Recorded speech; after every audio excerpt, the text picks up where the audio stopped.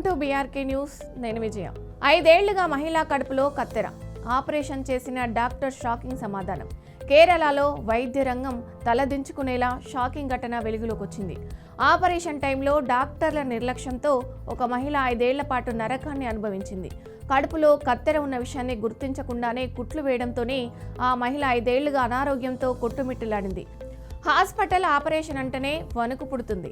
డాక్టర్ల నిర్లక్ష్యానికి పేషెంట్ల ప్రాణాలు బలవుతున్నాయి.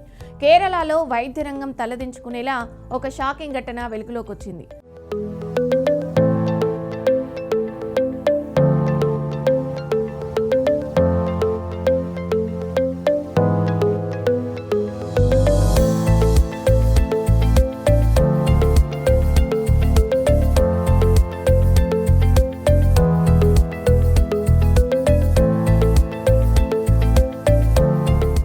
శస్త్రచికిత్స సమయంలో వైద్యుల నిర్లక్ష్యం కారణంగా ఒక మహిళ 5 ఏళ్ల పాటు నరకాన్ని అనుభవించింది.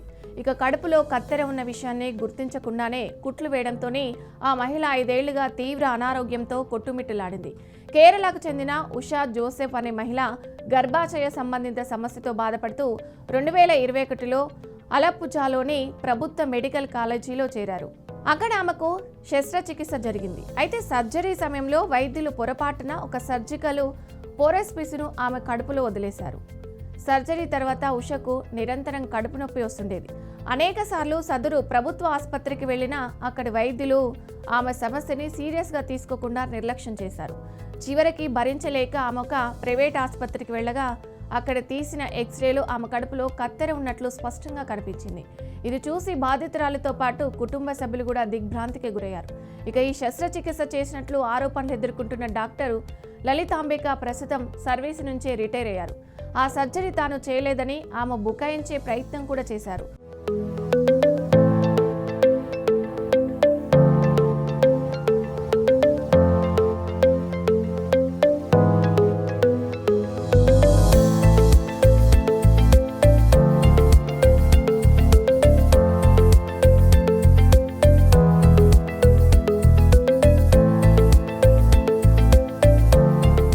ఒకవేళ ఆ పోరెస్పు కడుపులో ఉన్న మరో 50 ఏళ్ల వరకు ప్రాణానికి ఎలాంటి ముప్పు ఉండదని వివాదాస్పద వ్యాఖ్యలు చేశారు.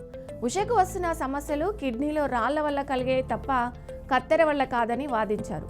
ఇక స్పందించిన ప్రభుత్వం ఈ వ్యవహారం కేరళలో తీవ్ర రుమారం రేపడంతో ఆరోగ్య శాఖ మంత్రి వీణా జార్జ్ రంగంలోకి దిగారు. ఇక డాక్టర్ లలితాంబిక చేసిన వ్యాఖ్యలను మంత్రి తీవ్రంగా ఖండించారు.